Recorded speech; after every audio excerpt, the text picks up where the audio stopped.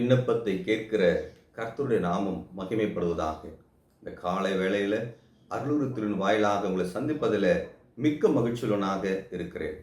என்னோடு கூட எஸ்ரா 8ஆம் அதிகாரம் அதில் 23வது வசனத்தை வாசித்து நாம் சிந்திக்கலாம். அப்படியே நாங்கள் உபவாசம் பண்ணி எங்கள் தேவனிடத்திலே அதை தேடினோம், எங்கள் விண்ணப்பத்தை கேட்டருளினார். இங்கே எஸ்ரா சொல்கிறார், நாங்கள் தேடினோம், எங்களுக்கு பதில் கிடைத்தது என்று சொல்லி. பிரியமானவர்களே, இந்த உலகம் தேடக்கூடிய உலகமாக இருக்கிறது. பல நல்ல காரியங்களையும் இந்த உலகம் தேடிக்கொண்டிருக்கிறது. அதிலே பார்க்கும் பொழுது நல்ல கல்வியை இந்த உலகம் தேடுகிறது, நல்ல மருத்துவத்தை இந்த உலகம் தேடுகிறது, நல்ல வேலையை இந்த உலகம் தேடிக்கொண்டிருக்கிறது. அந்த வேலை நிமித்தம் வரக்கூடிய ஊதியம், சம்பளத்தையும், நல்ல சம்பளத்தையும் இந்த உலகம் தேடிக்கொண்டிருக்கிறது. இவையெல்லாம் இந்த பூமியிலே வாழும் மட்டுமாக நமக்கு வேண்டும், இல்லையா? ஆனால் இவையெல்லாம் எதற்காக? நம்முடைய சரீரத்திற்காக, சரீர நன்மைக்காக, இல்லையா? இதே போல நல்ல காரியம் ஆவிக்குரிய வாழ்க்கையில இம்மையிலும் மறுமையிலும் தேவனுக்கு பிரியமாய் இருக்கும்படியாக, நித்தியமாய் அது ஆசீர்வாதமாய் இருக்கும்படியாக தேடுதலும் வேண்டும். இது ஆவிக்குரிய தேடுதல். இந்த தேடுதல் எஸ்ரா தேடிக்கொண்டிருக்கிறார். எதற்காக? கர்த்தரை அவர் தேடி என்னென்ன காரியத்திற்குள் நான் இருக்க வேண்டும் என்று சொல்லி அவர் தேடுகிறதை நாம் பார்க்கிறோம். பாருங்கள், என்ன காரியம்? எஸ்ரா 8ஆம் அதிகாரம் 21ஆம் வசனத்தின் முதல் பகுதி. அப்பொழுது நாங்கள் எங்கள் தேவனுக்கு முன்பாக எங்களை தாழ்த்துகிறதற்கும். பாருங்கள், என்ன செய்கிறார்? தங்களை தாழ்த்தும்படியாக அவர் தேடுகிறார். தேவனுக்கு முன்பாக நாங்கள் ஒன்றுமில்லை என்று சொல்லி முழுமையாக தேவனை சார்ந்து கொள்ளும்படியாக தங்களை தாழ்த்துகிறார்.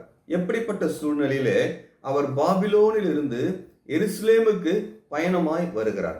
இது 2வது பயணம். முதல் செருபாபேல் தலைமையில வந்த பயணம், வந்த ஒரு குழு வந்தது. இப்பொழுது எஸ்ராவின் தலைமையிலே ஒரு குழு வருகிறது, இல்லையா? இந்த பயணத்தின் போது அருமையான ஒரு ஏறத்தாழ 1458 கிலோமீட்டர் தூரம் இந்த பயணம். இந்த பயணத்தில வெற்றிகரமாக எருசலேமுக்கு வந்து சேரும்படியாக அவர் கர்த்தரை தேடுகிறார். தேடக்கூடிய இந்த வேளையில ஆவிக்குரிய சுபாவங்களிலே ஒன்று தன்னை தாழ்த்துகிறார். பிரியமானவர்களே, நானும் நீங்களும் கூட பயணத்தில் இருக்கிறோம். விசுவாச பயணம். பாவத்திலிருந்து நாம் ரட்சிக்கப்பட்டு நித்தியமான பரலோகத்துக்கு போய் கொண்டிருக்கிறோம், இல்லையா? இப்பொழுது நாமும் கூட ஆவிக்குரிய தேடுதல் நமக்கு வேண்டும். அதில் ஒன்று இந்த பகுதியிலே வாசிக்கிறோம், தன்னை தாழ்த்தினார், இல்லையா? நாமும் தேவனுக்கு முன்பாக எப்பொழுதும் தாழ்மையுள்ள சுபாவம் உள்ளவர்களாக இருக்க வேண்டும் என்று சொல்லி இந்த பகுதியை நாம் கற்றுக்கொள்கிறோம். 2வதாக அதே எஸ்ரா 8ஆம் அதிகாரம் 21ஆம் வசனத்தின் பிற்பகுதி.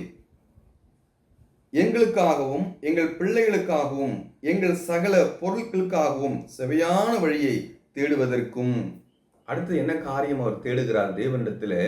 எங்களுக்காகவும் எங்கள் பிள்ளைகளுக்காகவும் நீர் கொடுத்த அந்த உடைமைகள், பொருட்கள். பாபிலோனிலிருந்து எருசலேமுக்கு போகும்போது விலை மதிக்க முடியாத அநேக பொருட்களை கொண்டு செல்கிறார்கள். அந்த பொருட்களும் கூட தேவ சித்தத்துக்குள் இருக்கும்படியாக, அதாவது செவையான பாதையில, இல்லையா, தேவ சித்தத்துக்குள் அவர் விருப்பத்துக்கு தக்கதாக நிலைமையில் அது இருக்கத்தக்கதாக அவர் தேடுகிறார். யோசித்து பாருங்கள், இன்றைக்கு நான், என்னுடைய பிள்ளை, கர்த்தர் நமக்கு கொடுத்திருக்கூடிய பொருட்கள் இவை எல்லாமே தேவ சித்தத்துக்குள் இருக்கிறதா? செவையான பாதையிலே அவை நாம் நடத்தி கொண்டிருக்கிறோமா? உதாரணத்துக்கு நம்முடைய கரங்களில் இருக்கக்கூடிய மொபைல், இந்த மொபைலும் தேவ சித்தத்துக்குள் இருக்கிறதா? எதையும் அவர் தான் நமக்கு கொடுத்திருக்கிறார். இந்த மொபைலும் கூட அவர் சித்தத்துக்குள், நம்முடைய பிள்ளைகள், நம்முடைய உடைமைகள் எல்லாமே அவர் விரும்பத்தக்க நிலைமை இருக்கிறதா என்பதை இந்த காலைவேளையில நாம் சிந்திக்க வேண்டும். 3வதான காரியம் அதே 21ஆம் வசனத்திலே கடைசி பகுதி. நான் அங்கே அந்த அகவா நதி அண்டையிலே உபவாசத்தை கூறினேன். 3வதாக இந்த பயணத்தில் எவைகளை தேடுகிறார்? தேவனுக்கு முன்பாக தன்னை வெறுமையாக்கி அவருடைய பாதப்படியிலே விழுந்து கிடப்பதை அவர் தேடுகிறார்.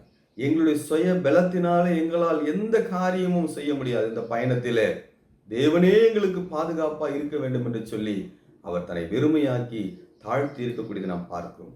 எவ்வளவு உன்னதமான ஒரு ஆவிக்குரிய நிலைமையில தேவனை சார்ந்து கொள்ள அனுபவம் பாருங்கள். நம்முடைய வாழ்க்கையிலும் அநேக வேளையில இப்படிப்பட்ட நிலைமையில நானும் தேவனும் என்ற நிலைமையில, தனிப்பட்ட நிலைமையில நாம் என்ன செய்ய வேண்டும்? தேவனோடு சார்ந்து கொள்ள வேண்டும், தேவனை சார்ந்து கொள்ள வேண்டும். 4வதாக எஸ்ரா 8:22 பார்க்கிறோம். வழியிலே சத்துருவை விலக்கி எங்களுக்கு துணை செய்யும்படிக்கு நான் ராஜாவினிடத்தில் சேவகரையும் குதிரை வீரரையும் கேட்க வெட்கப்பட்டிருந்தேன். எங்கள் தேவனுடைய கரம் தம்மை தேடுகிறவர்கள் எல்லார் மேலும் அவர்களுக்கு நன்மையாக இருக்கிறது என்றும் அவருடைய வல்லமையும் அவருடைய கோபமும் அவரை விட்டு விலகுகிறவர்கள் எல்லார் மேலும் இருக்கிறது என்றும் நாங்கள் ராஜாவுக்கு சொல்லியிருந்தோம். இங்க 4வதாக நாம் பார்க்கிறோம், எஸ்ரா எவைகளை தேடினார்? ராஜாவையும் ராஜாவுடைய இராணுவத்தையும் எஸ்ரா தேடவில்லை. மாறாக நன்மை செய்யக்கூடிய கரமாகிய தேவனுடைய கரத்தை அவர் தேடினார். அவர் முன்னமே பாபிலோனிலே தேவனை குறித்து சாட்சி சொல்லி இருக்கிறார். எங்கள் தேவன் எங்களுக்கு பாதுகாப்பானவர், எங்கள் தேவன் நன்மை செய்யும் பொழுது, நாங்கள் தேவனுக்கு பிரியமாய் வாழும் பொழுது அவருடைய கரம் நன்மையாய் இருக்கிறது. நாங்கள் பாவம் செய்யும் போதோ அவருடைய வல்லமையும் கோபமும் பயங்கரமா இருக்கும் என்று சொல்லி அவர் சாட்சி சொல்லியிருக்கிறார். பாருங்கள், இந்த இடத்துல எஸ்ரா எவைகளை தேடுகிறார்? மனிதனை தேடவில்லை. மனிதனுடைய அந்த பதவிகளையோ மனிதனுடைய செல்வாக்கையோ அவர் தேடவில்லை. மாறாக வானத்தையும் பூமியும் படைத்த கர்த்தருடைய அந்த பலத்த கரத்தை அவர் தேடக்கூடியதை நாம் பார்க்கிறோம். இந்த அனுபவம் நமக்கு இருக்கிறதா? அநேக வேளையில் நாம் மனிதரை தேடி நம்முடைய காரியங்கள் தோற்று போகலாம். ஆனால் என்றென்றும் மாறாத நித்தியமான தேவனை தேடும் பொழுது ஒருபோது நாம் தோற்று போவதில்லை. பிரியமானவர்களே, எவ்வளவு அருமையான ஒரு அனுபவம் பாருங்கள் எஸ்ராவுடைய வாழ்க்கையில. கடைசியாக நாம் பார்க்கும் பொழுது அங்கு அவர் இராணுவத்தை தேடாமல் கர்த்தரை அவர் தேடினதை நாம் பார்க்கிறோம். ஆகையினால் இப்படி அவர் தேடினதுனாலே நம் கடைசியாக முதலாவது வாசித்தோன்னமா 23வது வசனம், அப்படியே நாங்கள் உபவாசம் பண்ணி எங்கள் தேவனிடத்தில் அதை தேடினோம், எங்கள் விண்ணப்பத்தை கேட்டருளினார்.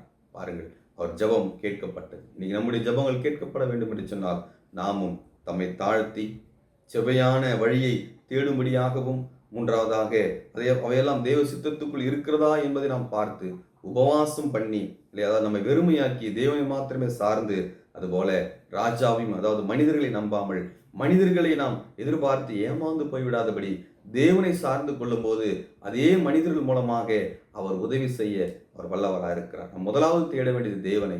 அவர் என்ன செய்வார்? பல மனிதர்கள் மூலமாக நமக்கு நன்மை செய்யக்கூடியவராகவும் அவர் இருப்பார். ஆகையினால் இந்த சிந்தனை இந்த காலை வேளையில நம்முடைய ஆவிக்குரிய வாழ்க்கையில முதலாவது நித்தியத்துக்காய் நாம் தேடுவோம். பூமிக்குரிய காரியங்களை அவர் பார்த்துக் கொள்வார். கர்த்தருடைய நாமம் மகிமைப்படுவதாக.